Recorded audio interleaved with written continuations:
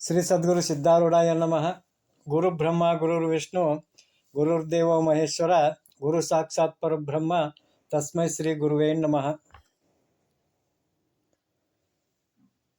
ನಮ್ಮ ಈ ಚರಿತ್ರೆಯ ನಾಯಕರಾಗಿರ್ತಕ್ಕಂಥ ಬ್ರಹ್ಮರ್ಷಿ ಸದ್ಗುರು ಗರಗದ ಮಡಿವಾಳ ಮಹಾಸ್ವಾಮಿಗಳು ನಾಗಲಿಂಗಜ್ಜನ ಜೊತೆಗೆ ಸಂಚಾರದಲ್ಲಿದ್ದಾಗ ಹೊಟ್ಟೆ ಹಸಿವನ್ನು ಹಿಂಗಿಸಿಕೊಳ್ಳುವ ಸಲುವಾಗಿ ಆ ಬಳಿಗಾರ ಕಾಯಿಸಿದಂಥ ಗಾಜಿನ ಚೂರಿನ ರಸವನ್ನು ಕುಡಿದು ಅದನ್ನು ಅಧೋದ್ವಾರದಿಂದ ಹೊರಗೆ ಹಾಕಿದಂಥದ್ದನ್ನು ನೀವೆಲ್ಲ ನಿನ್ನಿನ ಚರಿತ್ರೆಯ ಕಥಾನಕದೊಳಗೆ ಕೇಳಿವಿ. ಇವತ್ತಿನ ಚರಿತ್ರೆಯೊಳಗೆ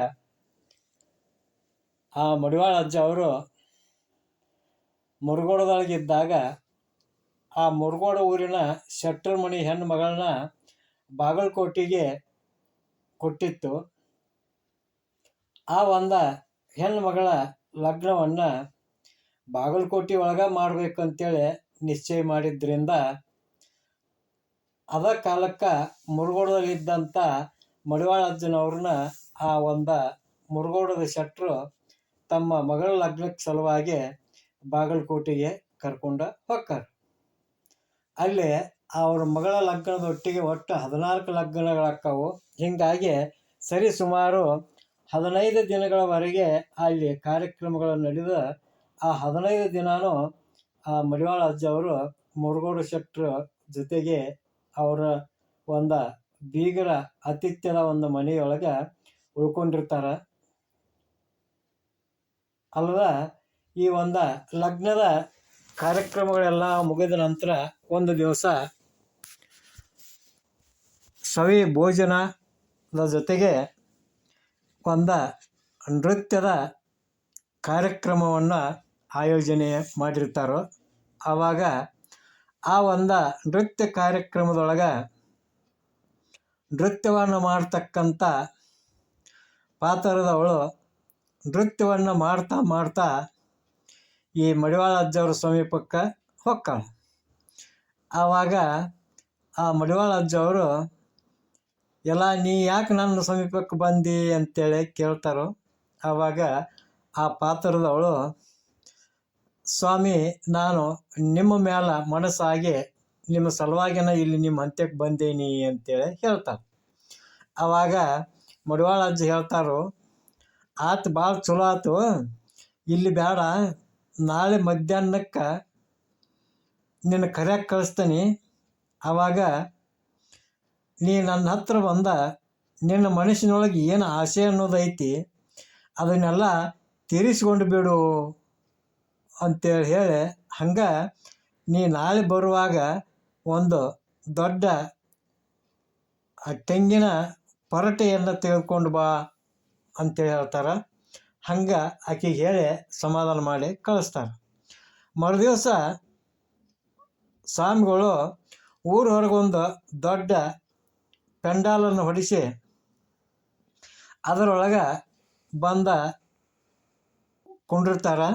ಹಂಗೆ ಆ ಪಾತ್ರದೊಳ ನೃತ್ಯವನ್ನು ನೋಡೋದನ್ನ ಸಲುವಾಗಿಯೂ ಕೂಡ ಅಲ್ಲಿ ಜನ ನೆರಿತೈತಿ. ಆ ಸಮಯಕ್ಕೆ ಆ ಪಾತ್ರದವಳನ್ನು ಮಡಿವಾಳ ಅಜ್ಜ ಕರೆಸಿಕೊತಾರು. ಆ ಪಾತ್ರದ ಹೆಣ್ಮಗಳು ಬೆಲೆಯುಳ್ಳಂಥ ಪೀತಾಂಬರವನ್ನು ಉಟ್ಕೊಂಡು ಮೈತುಂಬ ಬಂಗಾರದ ಒಡವೆಗಳನ್ನು ಹಾಕ್ಕೊಂಡ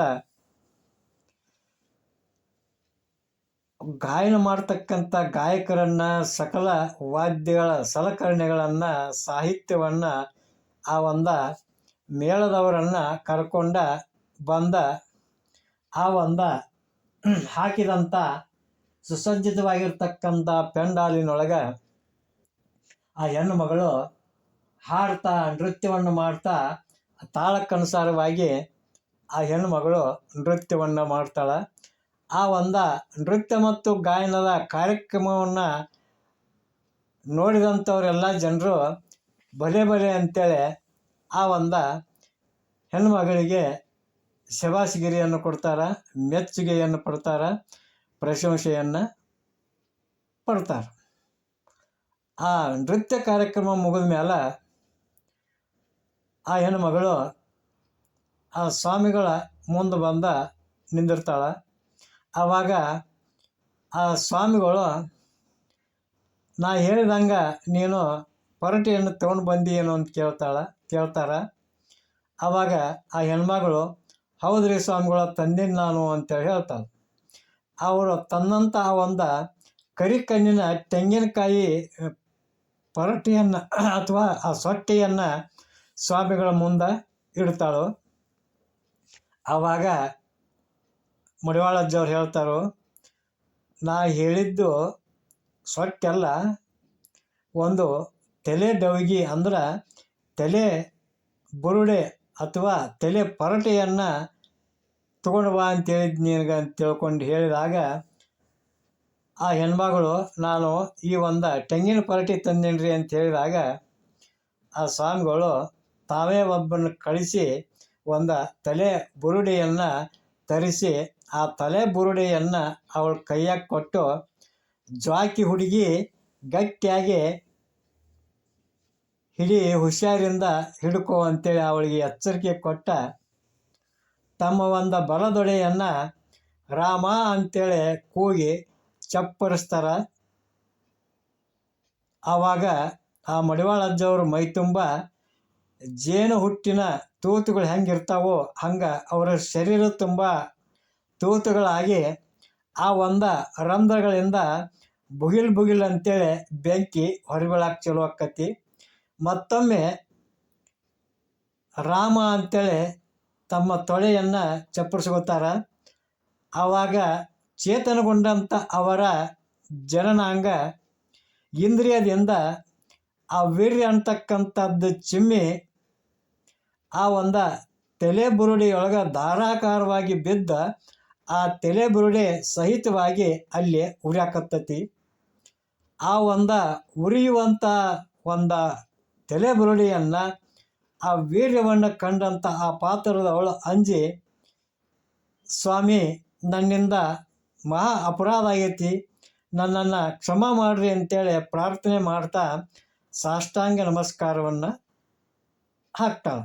ಆವಾಗ ಅಂತಃಕರುಣಿಯಾಗಿರ್ತಕ್ಕಂಥ ಮಡಿವಾಳ ಸ್ವಾಮಿಗಳು ಆ ಹೆಣ್ಣು ಮಗಳನ್ನು ಕ್ಷಮಿಸಿ ಅದೇ ವೇಳೆಯೊಳಗೆ ಅವರು ಹೊರ ಚೆಲ್ಲಿದಂಥ ವೀರ್ಯವನ್ನು ಅದೇ ಮಾರ್ಗದಿಂದ ಒಳಗೆ ಹೀರಿಕೊಂಡ ಅದೇ ನೆಲದ ಮೇಲೆ ಹತ್ತಿಂದಿತ್ತ ಇತ್ತಿಂದತ್ತ 2 ಸಲ ಉರುಳಾಡಿ ಎದ್ದು ನೆಟ್ಗೆ ಮುರುಗೋಡದ ಹಾದಿ ಹಿಡ್ದ ಆ ಮುರುಗೋಡಕ್ಕೆ ಬರ್ತಾರೆ. ಈ ಒಂದು ಅದ್ಭುತ ಸಂಗತಿಯನ್ನು ನೋಡಿದಂಥ ಅಲ್ಲಿಯ ಜನ ಭಯಭೀತರಾಕ್ಕಾರ, ಆಶ್ಚರ್ಯಚಕಿತರಾಕ್ಕಾರ. ಸ್ವಾಮಿಗಳ ಒಂದು ಅಗಾಧ ಲೀಲೆಯನ್ನು ಮನಸಾರೆ ಕೊಂಡಾಡುತ್ತಾ ತಮ್ಮ ಮನೆಗಳಿಗೆ ಹೊಕ್ಕಾರ. ಇತ್ತ ಮಡಿವಾಳ ಅಜ್ಜ ಮುರುಗೋಡಕ್ಕೆ ಬರ್ತಾನೆ. ಬಂದವನ ಸೀದಾ ಸಿದ್ದನ ಗವಿಗೆ ಹೋಗಿ ಕೆಮ್ತಾರೆ. ಕೆಮ್ಮಿದಾಗ ಆ ಗವಿಯೊಳಗಿದ್ದಂಥ ಕಾಳು ತಿನ್ನು ಬಾವ ಮತ್ತು ರಾಯಪ್ಪ ಇಬ್ಬರು ಈ ಒಂದು ಮಡಿವಾಳ ಸ್ವಾಮಿಗಳ ಧ್ವನಿಯನ್ನು ಗುರುತು ಹಿಡಿದ ಸ್ವಾಮಿಗಳು ಬಂದರು ಅಂತೇಳಿ ಹೊರಗೆ ಬಂದವ್ರನ್ನ ಅವರಿಗೆ ಸಾಷ್ಟಾಂಗ ನಮಸ್ಕಾರವನ್ನು ಹಾಕ್ತಾರೆ. ಆವಾಗ ಆ ಬಾವ ಮತ್ತು ರಾಯಪ್ಪ ಕೂಡಿ ಮಡಿವಾಳ ಅಜ್ಜನ ಕುರಿತ ಏನಂತಾರೋ ಅಂತಂದ್ರೆ, ಹೆಂಗಿತ್ತು ಯಜ್ಜ ಹುಡುಗಿ ಹೊಡ್ತಾ ಅಂತೇಳಿ ಚೇಷ್ಟೆ ಮಾಡೋಕ್ಕೆ ಚಲೋ ಹೊಕ್ಕಾರ. ಆವಾಗ ಮಡಿವಾಳ ಅಜ್ಜ ಅವಳೇನು ಮಾಡ್ತಾಳೋ ನನ್ನ ಅಂತೇಳಿ ಉತ್ತರ ಕೊಡ್ತಾರೋ. ಹಂಗೆ ಆ ನಡುರಾತ್ರಿ ಒಳಗನ ಊರಾಗ ಹೋಗಿ ಕೊಪ್ಪರಿಗೆ ತೊಗೊಂಡು ಬಂದ ಅದರ ತುಂಬ ಕೊತ ಅನ್ನುವಂಗೆ ನೀರು ಕಾಯಿಸಿ ಆಮೇಲೆ ಬೆನ್ನಿ ತರಿಸ್ಕಾರ ಆ ಇಬ್ಬರು ಕೂಡಿ ಮಡಿವಾಳ ಅಜ್ಜನ ಮೈಗೆಲ್ಲ ಆ ಬೆನ್ನಿಯನ್ನು ಹಚ್ಚಿ ತಿಕ್ತಾರೆ. ತಿಕ್ಕಿ ಒಂದು ಮಗಿಗೆ ಉಗ್ಗ ಕಟ್ಟಿ ಅಂದ್ರೆ ಆ ಒಂದು ನೇರವಾಗಿ ಆ ಕೊಪ್ಪರಿಯೊಳಗಿನ ನೀರನ್ನು ಮಗಿಯನ್ನಾಗಲಿ ಅಥವಾ ತೆಂಬಿಗೆಯಿಂದ ತುಂಬಿಕೊಳ್ಳೋಕೆ ಆಗದಷ್ಟು ಆ ನೀರನ್ನು ಕಾಯಿಸಿದ್ರು.